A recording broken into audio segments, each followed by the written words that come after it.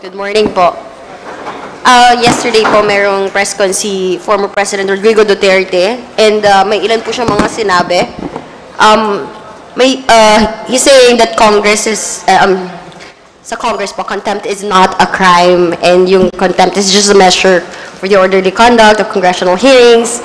Kung may nagawa kang disturbance or disorderly conduct. So, ang point po niya is dapat daw may detention center sila kung wala sana may bakanting kwarto doon ilagay at hindi dadalhin. Bakit daw dadalhin pa sa prison, sa correctional? Kasi hindi naman daw criminal.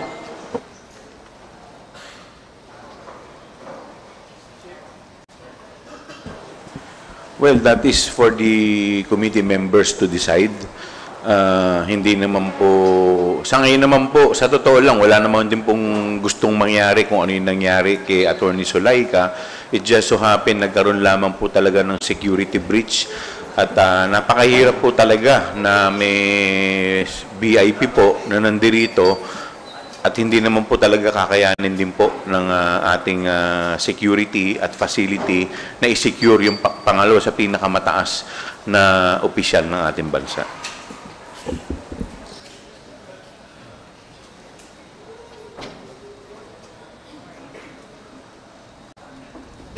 Well, in addition to that po siguro,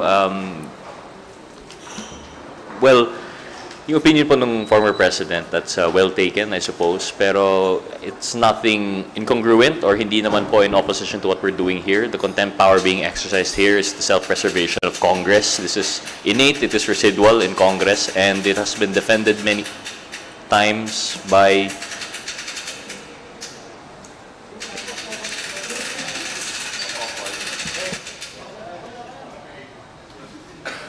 yun pala yun.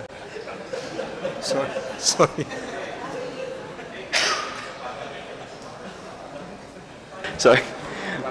Sorry for the technical difficulties. So yun po, the power of contempt is residual, it is innate with Congress, and it has been protected many times by the Supreme Court. Our exercise by the House through the committee is valid, I believe, and it is in line with previous precedent. Yung sinasabi po ni Chair Joel, and we agree with that po siguro, yung although we do have a we do have a detention center in the House, it's not properly equipped sometimes for given certain circumstances. As we understand, over the weekend, special circumstances po nangyari. It's not just your regular content issue. So the need to transfer to another facility, usually ina-accommodate naman. And this is not the first time actually. We've already had precedent that we've already had contempt orders served in these facilities. In fact, yung, ano pa yung na-mention? Yung Women's Correctional? The Women's Correctional was previously used also in the Quad Committee on the topic of POGOs. So it's nothing new. I wonder why ngayon lang po siya nagiging issue. So yun lang po siguro in addition. On the administrative side, we will take the remarks ng dating Pangulo as customer feedback. At siguro kailangan po nating dagdagan pa yung detention facilities natin o dagdagan po ng kwarto. Kasi nga, alam nyo naman po na ratsyada po ang Quadcom. So marami pong nakagamit ng facilities natin. And of course, as customer feedback, we will improve our facilities as well. Thank you. May another statement lang po ni Duterte following yung kill remark po ni VP Sara kay PBBM. Her dad, PRD said, kasuhan nyo na lang si Inday, hindi naman makulong yan. Hindi talaga magpapakulong yan. Kung ipapatay mo yan, uuwi yan ng Davao. I mean, it's pertaining to the DOJ. This was with the press con last night, no? Yes po. Hindi ko pa kasi napanood. Pero opinion naman niya yun eh. So, but again, nakita naman po natin yung direksyon ng House, yung sagot ng House, sagot ng ating mahal na Pangulong Bongbong Marcos. They are treating this with all seriousness. Kaya kung ano man yung laro-laro na naman, play with words, o kaya yung sinabi nilang kasuhan, then titignan po natin sa mga susunod na araw kasi wala naman po sa kamay ng Kongreso yan. Ang ginagawa po ng Kongreso ngayon hinahalungkat po natin yung katotohanan, hinahanap po natin yung katotohanan dito sa ating mga hearings sa good government, saka sa Quadcom. So, wala. Opinion nila yun eh. Yun ang tingin nila eh. Thank you. Yes, I guess the DOJ through the NBI has started its investigation, and a subpoena will be issued for the Vice President to answer and to face these criminal charges to be filed against her. So with that, due process will be observed in such a way that the Vice President will be given the opportunity to answer with regard to his threat against the President, the First Lady, including the House Speaker. So this will undergo a regular process. Sorry, can we hear the quote again? Just to be sure po, no? Kasuhan nyo na lang si Inday, hindi naman makulong yun. Hindi talaga magpapakulong yun. Kung ipapatay mo yan, uuwi ng Davao yan. I'm guessing the context also is kasuhan na lang instead of having the hearing. Tama po ba? I think he's pertaining to the kill threat po kay PBBM. So do you have any comments on that? Sa DOJ. So instead, kasuhan na lang. I'm sorry. I guess the context is lost on us. We haven't heard the press con, but I think what's safe to say. Well, for one, we've had first-hand experience na po, having had the former president join us in a committee hearing. Baka po hyperbole po ito, so I'm not sure if we'd understand it right. But we stand by the rule of law, and we stand by the statement of the president and the speaker. The proper judicial the judicial process has been initiated already. The DOJ is already acting on the case. So I think whatever opinion he might have on whether the case will prosper is his own po, no? But we leave it to the DOJ to decide and to handle po.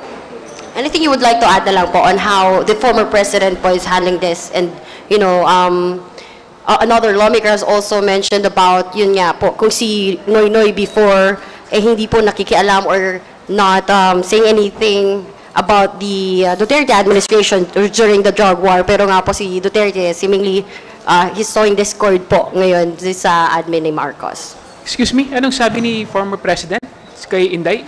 Ano sabi? Regarding po dun sa kill threat, kasuhan nyo na lang si Inday, hindi naman makulong yon, hindi talaga magpapakulong yon. Kung ipapatay mo yan, uuwi ng Davao yan. Una sa lahat, hindi po nagpapapatay yung administrasyon natin ngayon. Ang nagpapapatay po, yung ibang administrasyon, pero hindi yung ngayon. Yung previous administration siguro. Pero yung administrasyon ngayon, we follow the rule of law, no? Talagang gusto natin na maayos, tahimik, at meron tayong sinusundan na batas at binibigyan natin ng hustisya, no? Lahat ng lahat ng mga sitwasyon na kung saan kailangan patas, no, ang pagtingin sa batas. Last na lang siguro, based dun sa quote kanina, parang dina-downplay na parang ganito na lang gawin nyo, ganito ganyan. Parang nilalighten lang nila yung seriousness ng mga threat na ginawa. Pero alam naman natin kasing lumang tugtugin na yan. Alam na ng tao yan, sobrang lumang tugtugin na yung style na ganyan. Hindi na gumagana. And just to add, no, just to be clear, wala hong threat or balak na ipapatay ang ating pong Vice Presidente. Kaya hindi ko din po maintindihan kung bakit nabanggit po yun ni PRRD. No, just to be clear lang on that aspect, ano.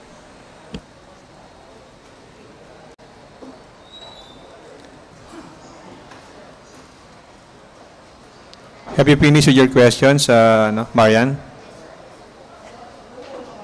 Marian, are you done with your questions? Okay, let us recognize Gab Lalo from Inquirer Online.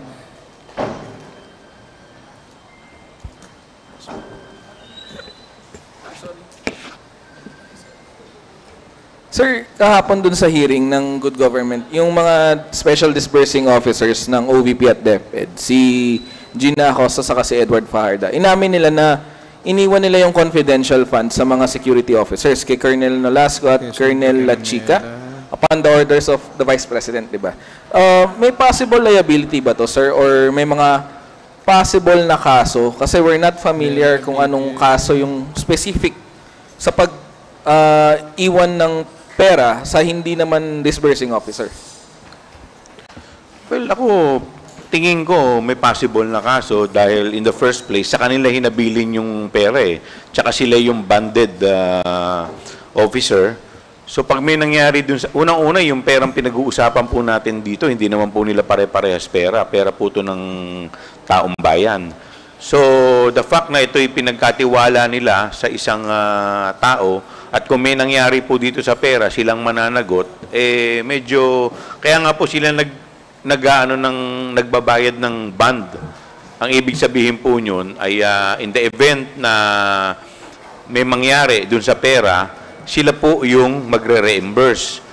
Now, ang tanong, ito pong pinag-uusapan natin ay hindi po ordinaryong pera. We are talking here of 612.5 million pesos. In the event na may mangyari po dyan, so kaya po ba nila i-reimburse itong 612.5 million pesos? If dagdag ko lang makikita natin na meron pong malinaw na paglabag doon sa Joint Memorandum Circular -2015.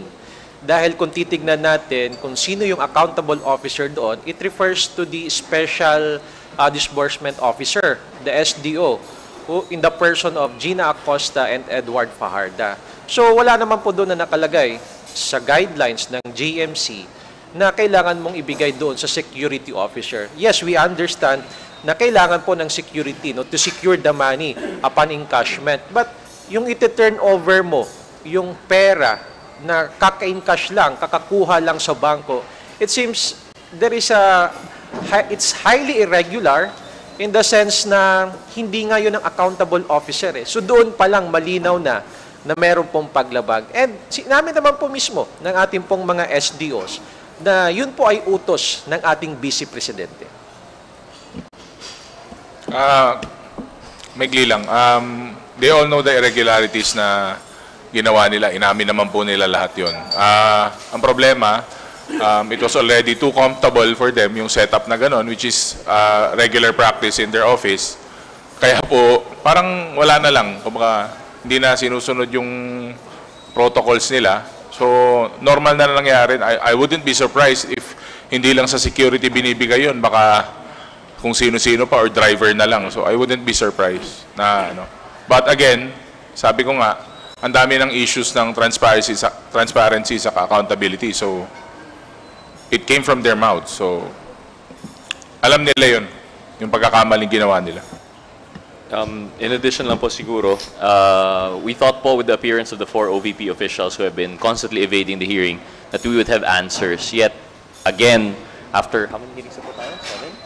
After 7 hearings, we're left with more questions now. Akala po namin, based on the previous hearings, dalawa lang po ang nakakaalam sa kung paano ginamit confidential funds. The head of the agency and the SDO. So in this case, 3 people kasi dalawang agencies. Ngunit, with their appearance po, nalaman po natin yung funds ay actually dinelegate pa ng SDO to a security officer who isn't even from that civilian agency. Our understanding is, itong dalawang officers that were mentioned are both from the uniformed personnel po, which is separate from the OVP and separate from the DepEd. So doon pa lang po, I believe yung sa testimony ng witness na COA, hindi po yan in line with joint circular. What has been delegated cannot be delegated further. Trabaho po at responsibilidad yun ng SDO. Ngunit pinasa pa po sa security agent, security officer na cannot even account to us now. If you recall, yung bonded officer po dito, yung SDO dapat, siya yung responsible. Ngunit ngayon, they cannot even tell us the smallest details of what we're expecting from the accomplishment reports, liquidation reports. So I think yun yung big takeaway dito. On the question po kung anong liabilities po dito, it would really vary. If we recall, if this is public fund intended for public use, even if assuming po na yung pondo na dinaan para sa confidential funds ay ginamit for public use pa rin, let's say, for example, pero dahil hindi sumunod sa strict procedures, I believe this is technical malversation. But worse, if this was taken for personal gain, if this proven fictitious at erroneous yung ARs to justify the taking of this amount, that could be malversation proper or worse, plunder. Kasi lampas na po ito sa 50 million. So yun po yung nakikita natin dito. Nakita natin ano na merong pagkukulang, no, lalong-lalo na yung ating mga disbursing officers. Nakita natin na nagkulang sila sa pag-iingat, no, ng pera ng ating pamahalaan. At sa huli, it is a command responsibility.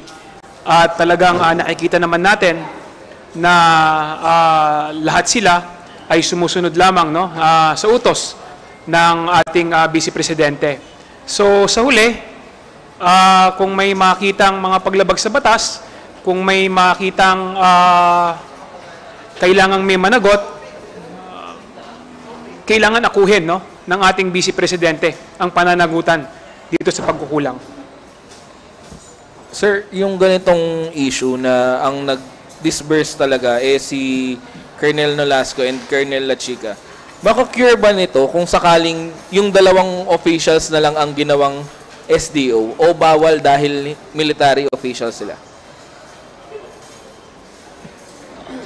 Well, for one po, nabanggit naman po ng COA na pwede naman po mag-assign ng other SDOs. It would have cured probably, but the problem is they're still not from that office. I don't think, halimbawa, the agency, yung pondo nakalagay sa OVP, dapat ang SDOs galing po sa OVP eh. So doon pa lang, even if they did make, I don't know if you could even make security personnel from a different agency an SDO. So I don't think it would have cured it po. Although technically, you could add SDOs and that would have been a cure. Pero dahil nasa ibang opisina po, not possible, I think. Siguro po kung sa pondo, let's say, ng AFP, meron din po silang sariling SDO. But kagaya nga po ng sinasabi ni Congressman Rhodes, Office of the Vice President. Hindi po sila, in fact, hindi nga sila sumusweldo sa Office of the Vice President. Kaya meron din po talagang problema. In addition lang po, no, aside from that, not only is that they're from the other office, they're from outside of the agency. Sila mismo, iba na po yung mandato ng opisina nila. So how could they be SDOs for a mandate to be executed for the civilian agency?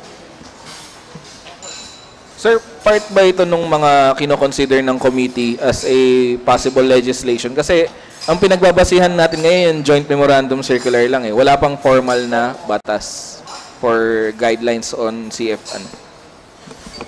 Ako tingin ko wala naman pong problema eh. Talaga naman dapat SDO ka kung saang ahensya ka nagtatrabaho.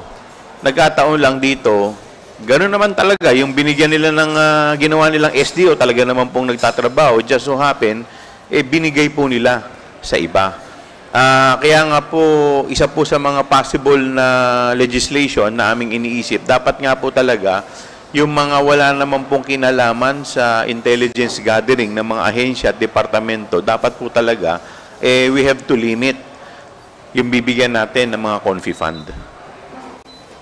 In addition to that lang po, no, siguro nakita natin, back then siguro sufficient pa yung joint memo circular, joint memorandum circular. Para nakita natin na it's being twisted, yung definitions. Halimbawa, si Mr. Fajarda was insisting na yung pagbigay niya ng pera to the security officer is disbursement, which I think the COA says is not their interpretation at hindi rin. Pero to be fair, I don't think it says in this joint circular kung ano ba talaga yung disbursement. So, in a sense, I think one of the suggestions by the committee, siguro the committee report, is to strengthen the joint memorandum circular. But on our part, I think we might push for legislation on top of that po, no?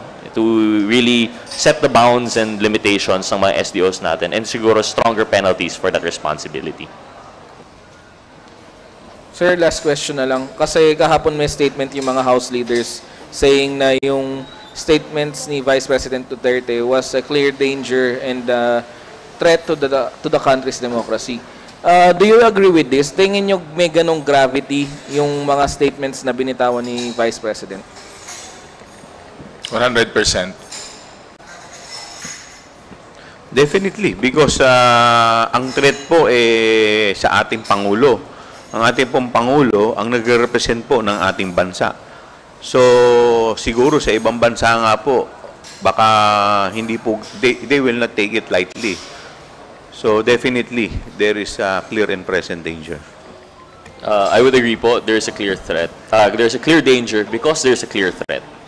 We've gotten so used po no, to the statements being watered down by biro lang or hyperbole. Pero in this case, sabi nga po, no joke. So there is a clear threat on a person who isn't even private, but the head of our country. So this is a threat, direct threat on our democratic institutions. So there is a clear, very clear danger po. Ang ginawa no ng ating Vice President ay malinaw na nagdudulot ng gulo at saka pagkawatak-watak no. Kapag hinayaan natin ang ganitong klaseng pananakot, nagiging banta ito hindi lang sa demokrasya natin, kundi sa katatagan ng ating bansa. Thank you, Gab. Meralis Moras from PTV4, you're recognized. Hi, good morning po. Sir, unahin ko lang po yung about health concerns. Kasi kahapon, yun nga, si Gina Acosta habang tinatanong niya sa hearing kahapon ay bigla na lamang sumama yung pakiramdam at isinugod sa ospital. At alam naman natin si Attorney Zulaika Lopez ay nasa ospital na rin. Una po, Kongs, ano po yung official medical update na kina Gina Acosta at Zulaika Lopez? Kumusta po sila at hanggang kailan kaya sila sa Veterans Hospital? May update po ba sa atin? At ano lang din po, isunod ko na rin po, ano pong masasabi nyo dito sa mga tauhan, mga opisyal ng OVP na biglang nagkakaroon ng problema sa kalusugan sa gitna ng pagdinig? Doon po kay Attorney Zulaika Lopez, kung hindi po ako nagkakamali, ang kanyang diagnosis is acute stress. Ano yan? Ano yan? Disorder. So, parang binibigyan siya ng ilang araw para makapagpahinga. Until such time siguro. Anyway, yung contempt naman ay in-extend po namin until Saturday, or that is 5 days, no? So insofar naman as si Ma'am Gina Acosta, wala pa kaming report, pero nung nandoon nga po sa committee hearing, pinatawag po natin ang ating in-house medical doctor, at nung binipi po siya, parang nag-shoot up yung yung blood pressure ng 150/100. Kaya po minabuti na dalhin siya sa malapit na ospital, which is dito nga po sa Veterans.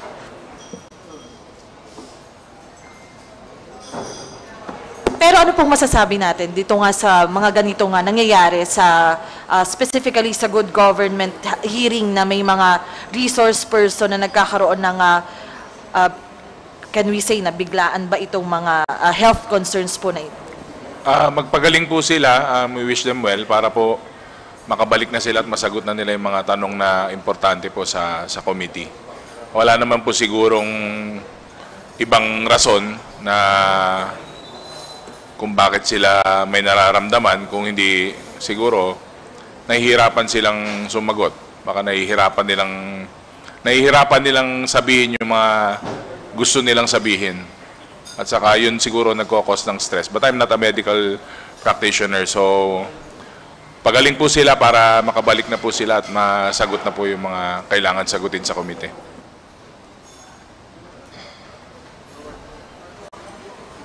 Sir, sorry, sundin ko lang yung statement ni Kong Ortega. So parang somehow, sir, you're saying po na if they will just tell the truth, hindi naman kailangang umabot pa sa stress, sa ganun po ba yung ibig natin? Hindi naman po. Magpagaling muna sila para sa susunod po na hearing, mas marami na po sila na masabing impormasyon. Kasi nga po, resource person natin sila. At sabi nga nila, minsan, pag nagsasabi ka ng katotohanan, the truth will set you free. Nakakagaang po ng pakiramdam ang pagsasabi ng katotohanan. Naalala nyo po nung nag-affidavit po si Ginang Royina Garma, ibang-iba po yung pagsasalita niya pagkatapos niyang sabihin yung totoo, mas relax, mas diretso siya sumagot. Makikita mo po talaga yung diferensya.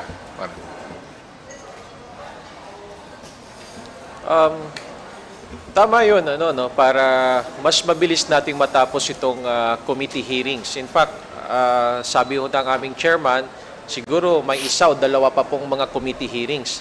Pero kung hindi po makakadalo, because of medical reasons, baka mas lalong tumagal po itong hearing. Kaya tama po yung sinabi mo, Mela, na mas dapat sagutin na nila ng buong katotohanan para hindi na ho tayo tumagal dito po sa magiging committee hearings natin. And hindi na rin sila mahirapan na pabalik-balik pa dito sa mga pagdalo sa mga committee hearings.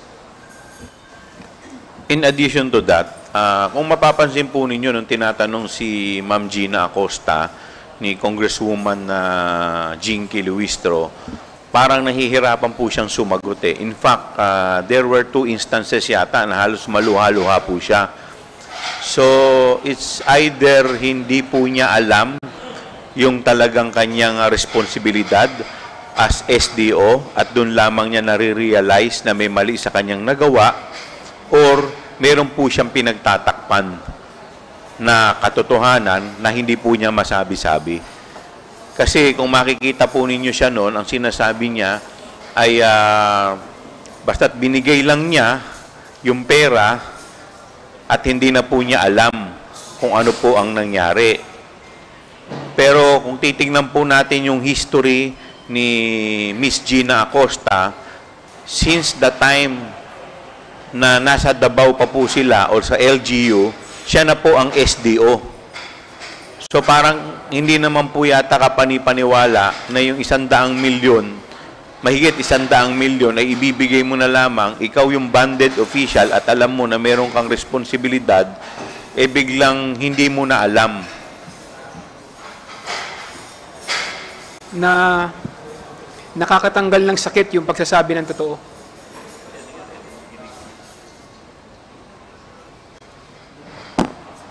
Okay, and mag-shift lang po ako.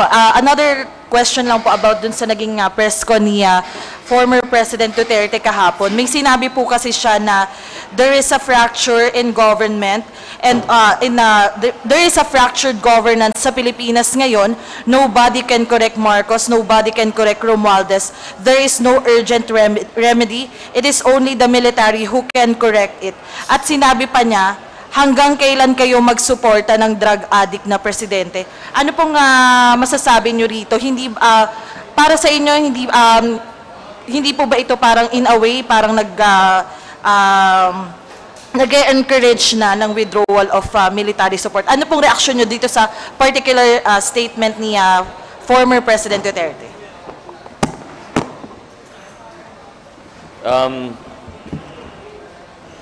This isn't the first time po, no, na we've had this statement.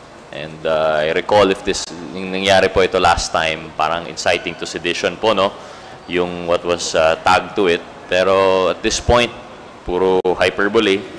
I'm not sure if it should even be dignified with a serious consideration po, no. That's just my personal opinion. This is another diversionary tactics, no? Para pagtakpan ang totoong issue na kinakaharap ng ating Vice Presidente. Tingin natin sa sobrang bigat, no, ng mga issue ngayon ng ating Vice President, kailangan niya ng tulong ng kanyang ama, no? Para tulungan yung anak na pagtakpan kung ano man yung kinaharap ng ating Vice President. Isa lang ang masasabi natin, no?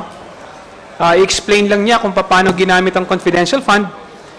Yun na yun, no? Hindi na natin kailangan ng mga salita, no, na hindi nakakatulong sa ating bayan at lalong nakakapagbigay, no, ng dibisyon sa ating mamamayan.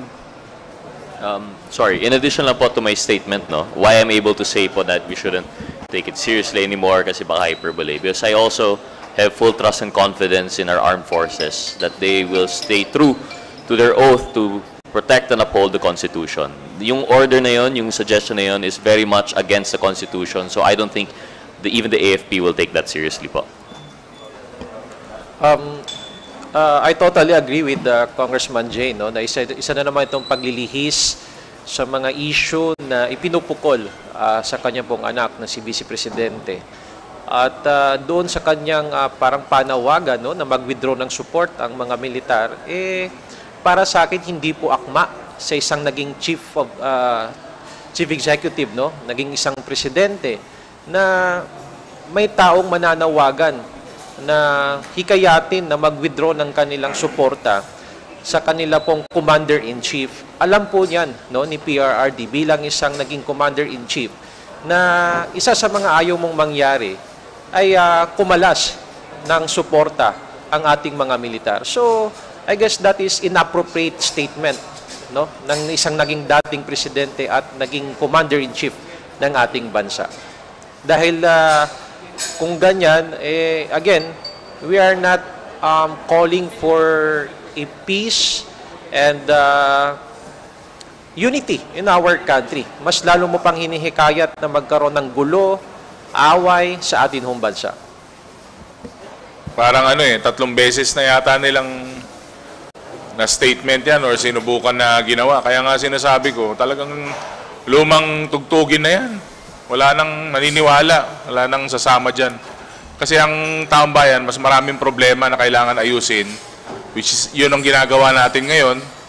Wag na silang dumagdag sa problema ng bansa. Dinidivide pa nila tong bansa natin. Wala. Lumang tugtugin na yan, wala na nakikinig. Sorry, connected pa rin po. Nabanggit nyo rin po yung kay Vice President Duterte. Follow up na lang po sa mga statement kanina kasi ngayon, mainit sa mga public discussion yung naging death threat nga ni Vice President Duterte laban kay na Pangulong Marcos at Speaker Romualdez. And yung iba, may mga nananawagan para maimbestigahan ito. Para sa inyo, is it best po na maimbestigahan? At saan po kaya particularly nakikita nyong best na maimbestigahan yung mga ganitong pahayag nga, yung mga naging pahayag ni Vice President Duterte? Tingin ko yung NBI po, yung national government ay gumalaw na. In fact, nag-issue na ng subpoena ang NBI para po makuha ang panig ng ating Vice Presidente. So makikita naman po natin yung mga on the national level po, yung mga national agency na concerning natutugon po dito sa isyong to ay nandiyan na po at gumagalaw na po. In addition, no, nakita naman natin yung professionalism, no, ng Armed Forces of the Philippines at talagang nakikita rin natin, no, na gusto rin malaman ng Armed Forces kung ano yung katotohanan, lalong-lalo na sa confidential fund. At sa ngayon nga, dininay, no, ng ating armed forces na nakatanggap sila ng confidential fund, no, sa Office of the Vice President. Thank you, Mela. May I call on Bibi Engulia from ABS-CBN2. You may proceed with your question, ma'am. Good morning po. Follow up lang dun sa question ni Mela on the medical update sa medical status nitong mga dinala po sa VMMC. Kong Chua, baka lang po meron ng report sa inyo, for example, today, kamusta na po sila? At saka, makaka-attend pa po ba sila nung mga succeeding hearings ng committee? For example, on Friday, magre-resume yung inquiry. A-attend po ba ito? Si Attorney Zulaika Lopez, kahapon po, inattach po dun sa kanyang excuse letter, yung medical update po niya. Kaya nga po, in-extend na lang po namin yung kanyang contempt for another 5 days. So para at least nandoon naman siya sa veterans, makapagpahinga siya, ma-examine siya thoroughly. Insofar as si Miss Gina Acosta, dahil kahapon pa lang po nangyari, wala pa po tayong nakukuhang report galing po sa kanyang sa kanila pong panig. Hopefully by Friday makarating po siya dahil yung in-issue po naming hindi po namin nilift yung kanilang contempt and arrest order. Ito po ay for law lang. Ibig sabihin, temporary lamang pong pinayagan sila until Friday na hindi po sila madampot at ma-subject sa arrest. So sa Friday po, si Lopez makaka-attend na. And ito pong condition ni Acosta is not life-threatening naman? Hopefully po makarating dahil nakita naman po ninyo kahapon.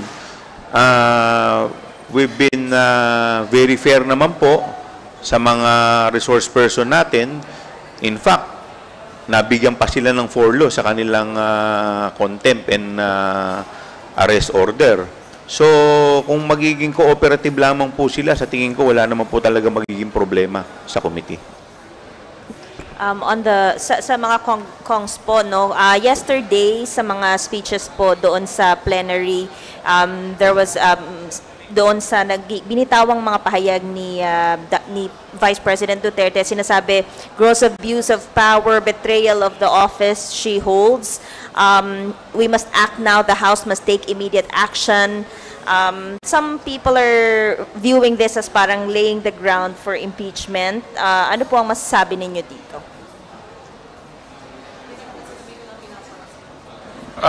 Normal po siguro na reaksyon ng House members yon under the leadership of Speaker Martin. Siyempre po, kami po yung direktang binibira din nila sa House of Representatives. So, kaya kami nandito dahil pinagtatanggol po namin tong bahay namin, tong House of Representatives.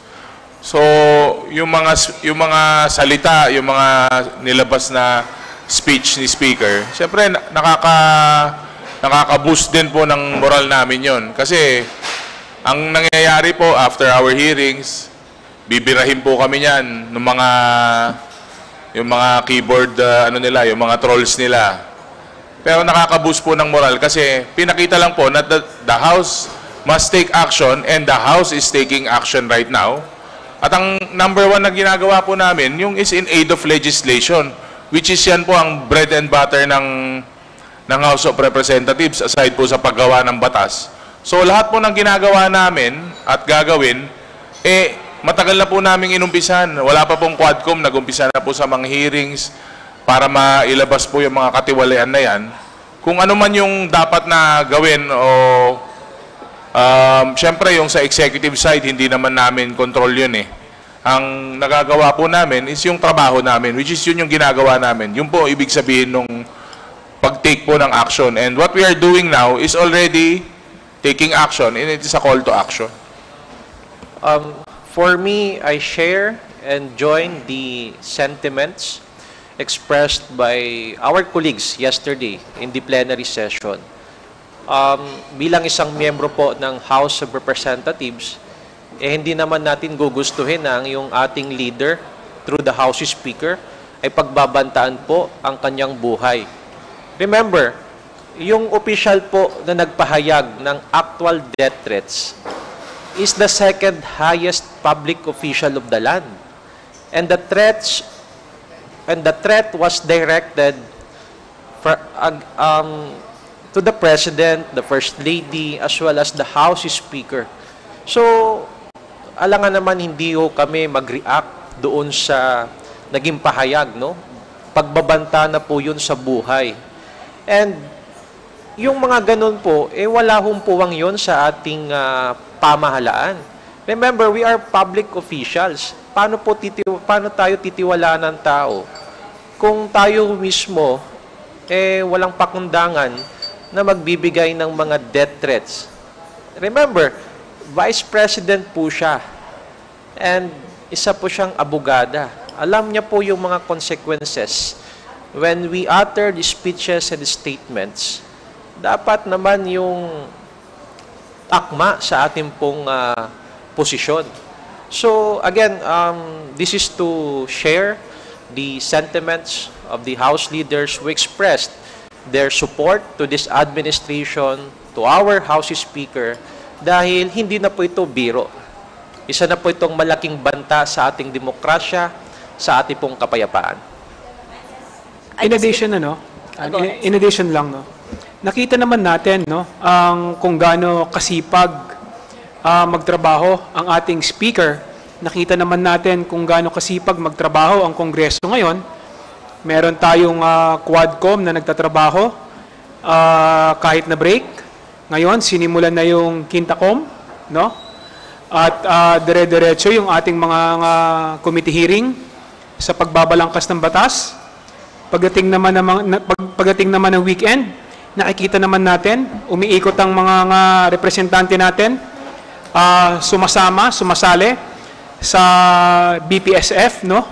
At nagbibigay ng suporta, tulong sa ating mamamayan. At kaya nga, pag natatawa nga kami, pag sinasabi na ang pasok namin mula Monday to Wednesday or Thursday, no? Pero ang hindi nakikita, kaming mga representante, umuwi rin kami sa aming mga distrito. At doon namin tinatanong, nagpapakita kami ng suporta sa aming mga kadistrito, nagbibigay kami ng tulong sa ating mga mamamayan, no? So, dito nakikita yung liderato ng ating napakasipag, no? At pinakamagaling, no, na speaker na si Speaker Martin Romualdez. So, nakakalungkot na merong mga ganitong klaseng pagbabanta, nakakalungkot na meron ganitong klaseng pag-threat, sa buhay ng ating presidente, sa buhay ng ating First Lady, sa buhay ng ating speaker. So, natural lamang na ang Kongreso ay magsasama-sama upang ikondena yung ganitong klaseng mga gawain. Sorry, just to clarify my question, Kong, given the statements po na ni VP, kino-contemplate na po ba yung impeachment complaint dito sa lower house? Sa ngayon, wala pa naman po kaming napag-uusapan tungkol dyan. Basta kami po, tinutuloy pa lamang po namin itong trabaho, kung ano po yung aming ma-unravel dito po sa committee hearing na to. At the end of the day, ito po ay pag-uusapan ng lahat ng mga miyembro ng committee. Hindi po ito magiging desisyon ng isa. Ito po ay, at the end of the day, collegial body po ang magde-decide kung ano po ang magiging laman or konteksto ng aming committee report. And to add lang, ang goal po namin talaga dito sa Committee on Good Government sa Quad, syempre ang goal namin, matapos na yung hearings sa investigation para yung mga policy recommendations, yung mga bagong batas, saka yung mga amendments at yung mga possible po na findings natin, maisubmit po sa mga kaukulang ahensya. Yun po ang number 1 talaga na priority ng committees, mga nasabi. Salamat. Kung tatanungin niyo ako, no, kung ang mga binitawang salita ba ng ating Vice Presidente, tingin ko, no, impeachable offense ba ito? Tingin ko, personal na opinion ko to, oo. Pero kung tatanungin niyo rin ako, kung napag-uusapan ba ito sa Kongreso, hindi pa namin ito napag-uusapan, no? Dahil nga abalang-abala din kami lahat, no, sa pag-attend ng meeting, no? At marami din kaming mga batas, no, na mga ordinansa, mga panukalang batas na kailangang ayusin. Lalong-lalo na naghahabol din kami dahil malapit na nga yung break, no? At siyempre, umuwi din yung ibang mga congressmen, no, sa kanilang mga distrito para tumulong at tignan kung ano yung mga pangangailangan, no, ng ating mamamayan. Sa mga members naman po ng Lakas, kasi po kahapon, nakita po dun sa, after ng speech ni Speaker, parang sa photo op, nakita po si Congresswoman Gloria Arroyo with the other majority House leaders po. What do you make of that po? And yes, in the past po, parang tuwing may dumarating po si Congressman Arroyo kapag nandyan si Vice President. But yesterday, during the hearing ng House Committee on Good Government, hindi po natin siya nakita. Sino ba lakas dito? Ako pala, lakas ako. Ikaw na. Siyempre, maganda po yun na magkakasama kami po lahat sa aming may group photo po kami. Pero mas maganda po rin na tanungin po natin ang dating Pangulo kasi mahirap naman po mag-interpret ng mga actions niya. Pero ako, wini-welcome ko yun. Natutuwa ako at nandun siya. Kaya nga nandun po ako sa likod. Sabi ko, maganda yung moment nila kaya hindi na ako pumicture sa harap. Sila na lang muna. Mahirap, in addition sa sinabi ni Kong Paulo, no, napakahirap hulaan, no, ang puso at isipan ng ating dating Pangulo, ni former President PGMA.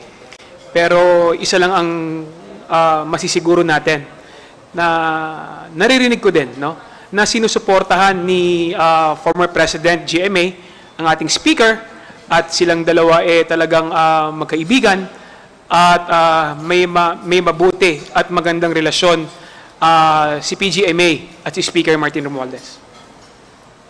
Bilang bagong miyembro po ng Lakas, malaking bagay po yan dahil si PGMA naman po ay isa sa mga haligi ng Lakas. At talagang maganda po na makita po yung mga haligi ng Lakas na nagkakaisa at nagsasama, lalong-lalo na po sa mga ganitong klaseng panahon kung saan may threat po ang ating institusyon, ang Kongreso, at may threat po ang ating bansa. Last. Ang lakas ng dating. Last na lang po from my end, Kong Jill Bungalon. Update lang po, yesterday may hearing yung Ethics Committee. May action na po ba dun sa reklamo po ni na Kong Angelica Natasha Co and Stella Kimbo? Yes, yesterday we had the committee meeting with the Committee on Ethics and Privileges. So we had an initial hearing of the complaint filed by Congresswoman Stella Kimbo as well as Congresswoman Angelica Natasha Co against Congressman Wilbert Lee of Agri-Party List. So yesterday, all the parties attended and with their respective counsels who assisted their respective clients. So nangyari kahapon ay nagkaroon ng mga pagtatanong yung ating pong ilan sa mga miyembro ng komite at magpepresenta din po sila, no, ng kanila pong mga documentary evidence as well as list of the witnesses na mag-a-appear po sa amin pong sunod na pagdidinig ng komite. So, yun po yung nangyari kahapon. Hindi naman po masyadong tumagal at kumbaga yung proper hearing or hearing proper will start by next committee meeting na kung saan they will be submitting the respective documentary evidence as well as they will present also the respective witnesses with regard to the incident na nirereklamo nga po ng aming pong kasamahan. They are charging Congressman Wilbert Lee for improper conduct, especially or particularly may kinalaman doon sa budget deliberations sa plenary ng budget ng Department of Health. Thank you, Bibian. We will now give the floor to Jonathan Andal from GMA7 to ask his questions. Good morning po. To Congressman Chua. Sir, hanggang Sabado pa yung contempt order ni Attorney Lopez. Hindi na po ba ipapalipat ng komite si Attorney Lopez sa correctional? Hanggang kailan po siya sa veterans? Ibabalik pa po ba siya rito sa House Detention Center? Sa ngayon, call po kasi yan ng Sergeant at Arms dahil depende nga kasi sa medical condition ni Attorney Lopez. Kaya mahirap naman po na ipilit natin na ilipat siya sa ibang prison facility na wala naman pong o hindi naman po equipped para tignan yung kanyang medical condition. So, can you assure po na kasi yung kinakatakot niya na baka malipat sa correctional, may bibigay po ba kayo ng assurance na no, hindi ka na namin ililipat sa correctional? Sa ngayon, wala naman pong pinag-uusapan na mailipat siya agad. Thank you, sir. Kay Congressman Kong Hoon, kahapon sabi ni Gina Acosta, may mga piatos sa Davao May lumutang na po bang Mary Grace Piatos? May mga surrender feelers na po ba? May magkiklaim po ba ng 1 million peso reward? Well, kung meron niyang Mary Grace Piatos, no? Sana lumapit na siya at kinuha niyo na yung 1 million, no? Ng alok ng mga kasamahan ko sa komite, no? Pero hanggang ngayon, wala pang lumilitaw, wala pang lumalabas na tao na nagngangalang Mary Grace Piatos. At patuloy kaming nananawagan, kung meron talagang Mary Grace Piatos na pangalan, mas mabuti na humarap na siya para makuha niya yung kanyang pabuya. Pero habang tumatagal, no, habang tumatagal ang araw, lalo natin nakikita na ang katauhan ni Mary Grace Piatos katang-isip lamang, no? Pero ipapacheck niyo po ba sa Davao yung mga Piatos doon, kung meron nga? Well, nagkaroon na ng kautusan ng committee sa pangunguna ni Chairman Joel Chua na pinapacheck na sa PSA kung talagang may katauhan nga na Mary Grace Piatos, no? At saka alam ko hiniling na rin yung tulong ng NBI din kung talagang ito ba totoong tao. Wala pang feedback sa PSA at saka sa NBI So malalaman natin ito sa mga susunod na hearing. Pero, di ba, logic dictates, no? Kung talagang kung totoo nga ang katauhan ni Mary Grace Piatos, sa dami ng humahanap sa kanya, dapat lumabas na siya at nagpakita na at kinuha na yung kanyang pabuya na 1 million. Thank you, sir. Kay Kong Rog, sabi nyo kanina yung statement ni former President Duterte tungkol sa mga military violations sa Constitution. Ano po yun? Sedition? If I recall correctly, during the first time that this happened, the usual crimes that were tagged to it was sedition po, inciting to sedition, because they're calling on the AFP to, take up arms against the government. Pero that's hindi po, it's a violation of their oath to the Constitution, pero criminal po siya under the RPC. Okay. Kay Congressman Chua, sir, last na. Sorry, nung lumapit sa inyo si VP Sara kahapon, in-approach kayo, ano po yung napag-usapan? Ano yung mga sinabi niya? Parang may narinig kaming, wag mo akong i-please. Ano po yung mga nasabi? Ini-insist po niya na yung rules of court daw i-apply doon sa proceedings. Sinabi po natin na hindi po, yung committee hearing po is not a court of law. So, yung rules of court, suppletory lang, pero may mga instances po na hindi naman po talaga ito ina-apply dahil sa internal rules po namin ay hindi naman po ito mandatory. Thank you po. Thank you. Let's turn to... Sorry. Is that related to... Kay Piatos. Okay, we will give Marian the floor. Chair Chua, si Colonel La Chica po was mentioned several times, security officer. Andun po siya sa nandun po siya sa taas during the hearing. Pero hindi nyo na po siya pinopaway. Pinaupo po siya sa harapan, but unfortunately, nagkaroon po tayo ng emergency. Si Gina Acosta, si Colonel La Chica, kaya po nando doon because nung kahapon po, personal, part po siya ng security group ni VP Sara. So nung tinakbo po sa ospital, yung si Gina Acosta at sinamahan po ni VP Sara, so yun po yung magiging consequence po nun. Masasama po dun yung security ni VP Sara. Pero siya po ay invite in the next scheduled hearing. Okay, let's turn to Sandro Chona from Billionario TV for his questions. Sir, last week merong helicopter theory. Do you think it stops sa SO? Or probably meron pang nasa ibaba nun, kaya mabilis yung disbursement, yung 26 disbursements in a day ni Fajarda?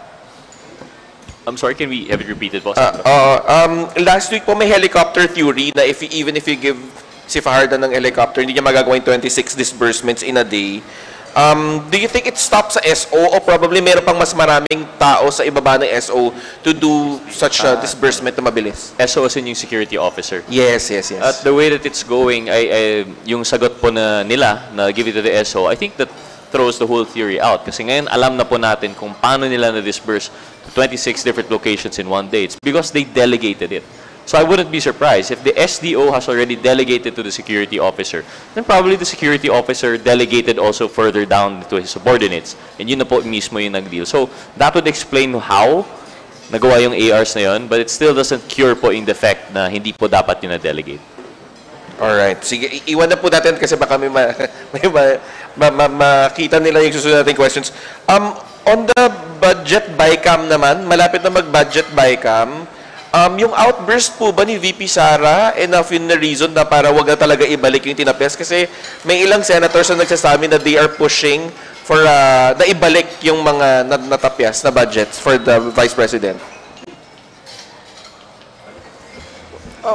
We respect that opinion of the senators, no? Kung sa tingin nila gusto nila ibalik. But then again, ito pong mga pagdinig natin dito sa Kongreso, ay nakikita parang merong ngawang disconnect sa mga officials ng OVP.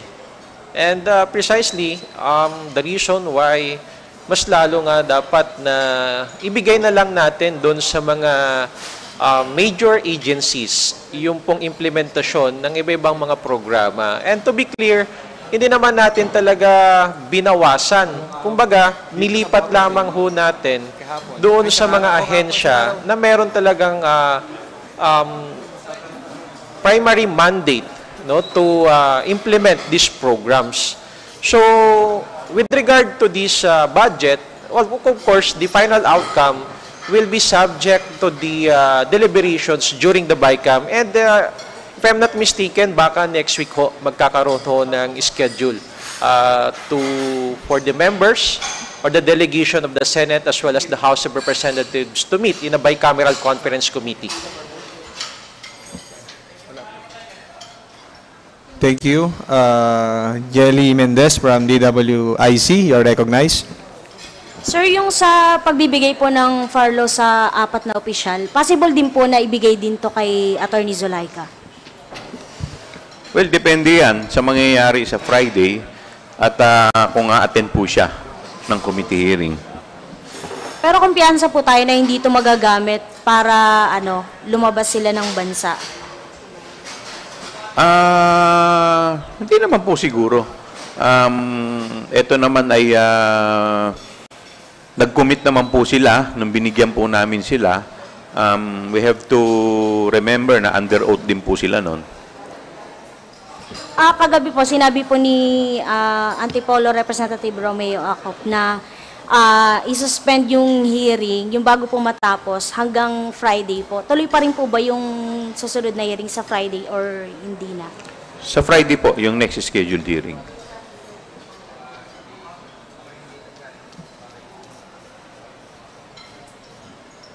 Okay, last question, sir. From Ed Galvez of FEBC Radio.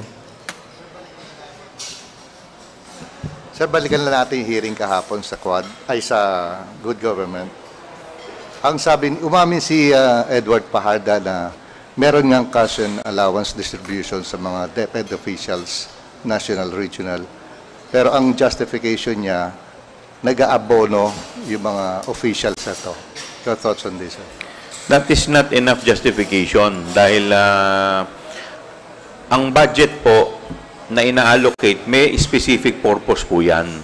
So dapat, kung ano po yung purpose, kung saan po ito inappropriate o in-allocate, dapat doon nyo po gagamitin.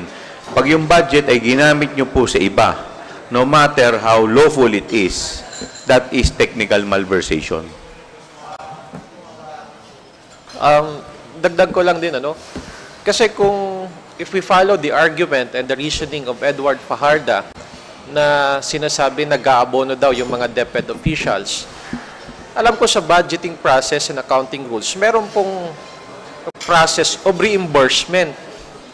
Hindi po yun yung gaya dito na namimigay lang sila ng sobre, may laman ng pera, at sinasabi nila na allowance dahil nag-aabono po yung mga opisyalis. I guess that is not regular. No? That is not the usual process. If we follow the argument na kung nag-aabono naman talaga sila, meron naman pong reimbursement process sa ating accounting rules. So dapat yun po yung nangyayari. So, kumbaga, mas nagiging nakakapagtaka na talaga magdududa ka. Bakit mo kailangan pang gawin yon? Kasi kung nag-abono naman talaga yung isang opisyal, then they can ask for a reimbursement at may proseso po para dyan. So, it's highly irregular, no? Yung naging statement nga ni Edward Fajarda na mas lalo natin na pagdududahan yung kanya pong sinabi. Thank you. Sir, ihabol ko lang po yun sa hypothetical question po ni Congressman Marcoleta. Bakit po hindi nakakapagsalita or bakit hindi po inalaw na magsalita si Vice President Sara Duterte? Saan? Yung regarding po sa hypothetical question na sinasabi po ni Congressman Marcoleta. Tapos parang gusto po yata magsalita ni VP Sara regarding doon po. Bakit po hindi siya inalaw?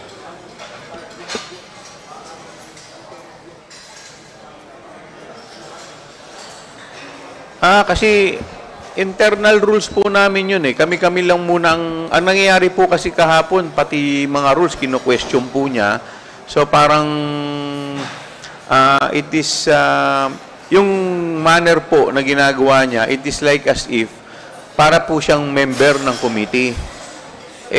Hindi naman po dapat ganun. Dapat kami po ang nagtatanong sa kanya, hindi naman po yung siya ang nagtatanong sa amin. Sir, ito ba yung, naniniwala po ba kayo na ito yung dahilan kung bakit nag-adjourn din po agad si VP Sara? Nag-ano? Yung lumabas po agad sa loob ng People Center po. Hindi, in fairness to the Vice President, nagpaalam naman siya na samahan yung kanyang staff. At meron naman po talagang medical situation kahapon. Tinawag natin yung ating medical doctor to check the Miss Gina Acosta at based nga po dun sa kanyang blood pressure, nag 150 over 100. Kaya in-advise kami nung kanyang nung doktor na magkaroon ng further examination kay Miss Gina Acosta. Thank you, Chairman Chua, Chairman Conghun, Deputy Majority Leader Ortega, Assistant Majority Leader Bungalon, and Representative Gutierrez for joining us today. To everyone, lalo-lalo po sa engineering at saka sa ICTS at iba pang mga staff sa janitorial service na tumutulong sa amin dito. Maraming salamat po. Thank you. May magabigat.